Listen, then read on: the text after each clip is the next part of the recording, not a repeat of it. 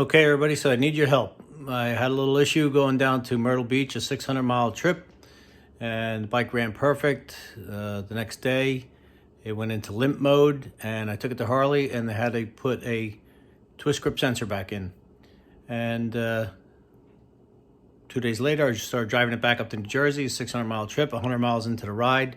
I lost cruise control, no cruise control. So I'm testing all the systems. I got an error code P0572 and some, I guess, part numbers, PN numbers, codes. But the P0572 is the error code.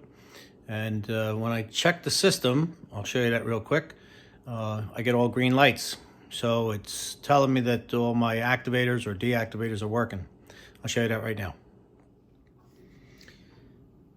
So I'm in diagnostic mode for the cruise control. As my orange cruise button, front brake lever, rear brake, clutch, cruise set, cruise accelerate, throttle rollback.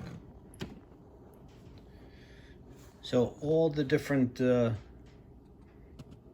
items that activate or deactivate the cruise control are showing that they're working properly.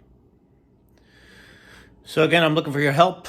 The bike went into limp mode down in Myrtle Beach, 600 miles away from home.